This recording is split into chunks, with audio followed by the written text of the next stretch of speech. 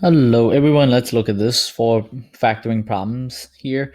In this video, I want to show the four cases for the signs of the trial and error method of factoring the ax squared plus bx plus c.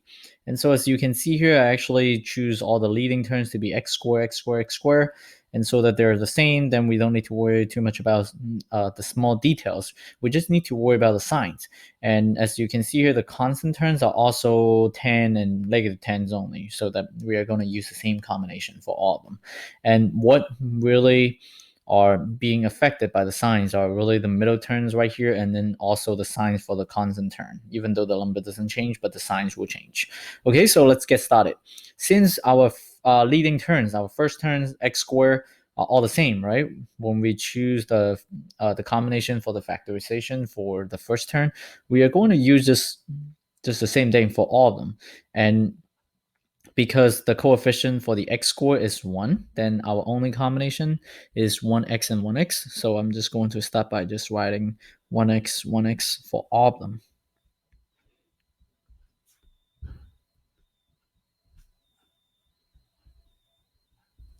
Okay, now what about the 10? The 10 has only two combinations. One of them is 1 and 10, and the other one is 2 and 5. And regarding the 1 and the 10, let's take a look at this. If it's 1 and 10 here, if you're adding them, you are going to get 11. If you're subtracting them, then you are going to get 9. But there is no way that you can get the 7 or you can get the 3. So we don't really want to use the combination for the 1 and the 10. We actually want to use the combination for the 2 and the 5. So it's going to be 2 and the 5 for all of them, because if you add the 2 and the 5, you're going to get 7. If you subtract the 2 and the 5, you're going to get the 3, depending on the sign, right? So the order doesn't matter regarding whether it's 5 minus 2 or 2 minus 5, but then we'll worry about that later. Okay, so choosing a combination here, we are going to just put down, okay, so 2 and the 5. Let's put the small number first. It actually doesn't matter here because you are having the same term in the first column here. This is what I call the first column, and this is what I call the second column. So we are having the first column, there was a second column, there was also a third column that I'm going to show in a minute. But the way that we do this factorization is that we need to do 1x times the 5 and then 1x times the 2 we follow the line segments to multiply the numbers. And so we are going to get the same combination for all four problems. Okay, so let's just write them down first. So we have the 2, and then we also have the 2 and the 5, and then we have the 2 and the 5. Okay, so this one looks a little bit off. So let me do it more carefully. Okay, now that's good. And then now let's just multiply them all. And actually, the results will be the same, right? Because we're actually just using all four combinations with the same stuff, right? So we are going to get, let's do the calculation here. It's 1x times 5, so we get 5x. And then it's 1x times 2, so we are going to get 2x. And then same thing here, so we are going to get the 2x, we are going to get the 5x. Here, same thing, so 2x, 5x, 2x again, and then 5x again. Okay, see that I actually left some space in front of the 2x and the 5x for all of them. It's really because I may need to fill in the signs for some of the 2x or the 5x. So we'll find out. Okay, so what is the next step? The next step is to think about whether we need to put a plus sign or a minus sign in front of the 2x and the 5x. If we are putting the plus sign right here in front of the 2 and also put a plus sign in front of the 5, then we are going to get positive 2x plus positive 5x, which will give us positive 7x. And is that the middle term that we are getting here? Yes, because we do have the 7, we do have the x, we do have the positive sign in front of the 7, right? So that's our combination here. And so that works. But then we also need to just pay attention to the second column here when we put the signs in front of the 2x and the 5x. We just need to make sure that it actually works when what really happened is that when we multiply the 2 and the 5, what happens? We are going to get 10. And that's going to be positive 10. So that's why we are going to get the plus sign, plus 2 here and then plus 5 here. So whatever sign that we put in front of the 2x and the 5x in the third column, we should also copy those signs in front of this second column right here. So we are going to get positive 2 times positive 5, which will give us positive 10. So everything works. So this is our factorization. Okay, now let's look at the second problem. You look at the second problem right here. The only thing that I change is the minus sign in the middle term here, right? Before it's positive, now it's minus. And so how do we get the minus 7x here? In order for us to get minus 7, we cannot really have just one negative sign. We have to have both. It's really because if you just put one minus sign right here, what happens?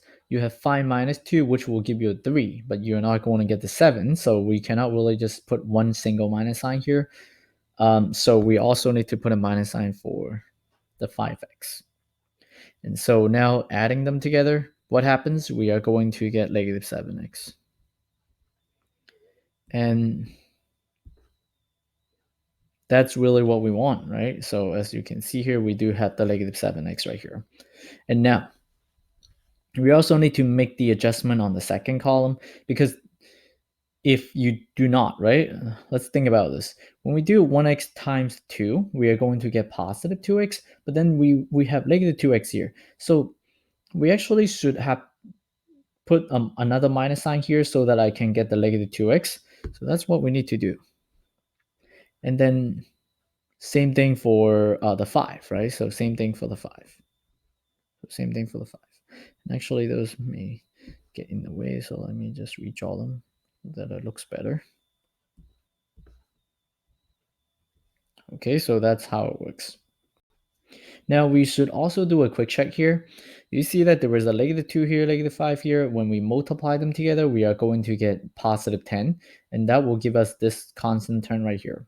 Now, if the problem is x squared minus 7x and there was a minus sign in front of the 10, then this factorization does not work. It's actually for another problem, right? So that may not be factorable over the set of integers if you have a minus sign right here, because even though you can get negative 7x in the middle term, but you just could not get the negative 10 in the third term when you make the adjustment on the signs. So make sure that you also check the second column. Usually we don't need to think too much about the first column once it's set. You just need to make adjustments on the second column and the third column. Okay, so that's our factorization for the second problem. Okay, what about the this third problem here? We have this negative 3x here. So in order for us to get negative 3x, we actually have to have one minus sign there because we need to do subtraction. So one positive, one negative, then we can take the positive minus the subtract, right? So we are going to not minus the negative, but we are going to do subtraction when you have opposite signs of two numbers. So because it's negative 3, so the negative sign should go with the larger number that we have right here. So it should go with the 5x instead of the 2x. And then you may say, what about the 2x? The 2x will now get a positive sign. So now making the adjustment on the second column, then we are going to get positive 2. And what is that? Negative 5. And so now let's look at the middle term right here. It's positive 2 minus 5, which will give you negative 3. So that works. So we get negative 3x.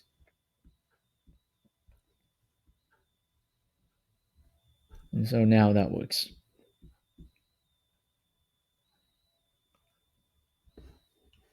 Is that good? One more thing that we need to check is the second column, just like the second problem. We also need to make sure that when we multiply the two numbers in the second column, it will give us the constant term here, including the sign, right? So let's check. If we take positive 2 times negative 5, then what do we get here? Negative 10. So that works. So everything works. This is our factorization. And then now the last problem, it's almost the same thing as a third problem, except that now this time we have a positive 3x here. So the negative sign, instead of going with the 5x, we actually want the negative sign to go with 2x. So we are going to get the negative 2x here. And so we get a minus sign in front of the 2. It's really up to you whether you want to put a plus sign in front of the positive term. We can just just omit the positive sign. We assume that's positive. But just to show you the signs here, so I'm still going to put it. And then now everything looks good. Just quick check. 5x minus 2x will give us positive 3x. So we have positive 3x right here.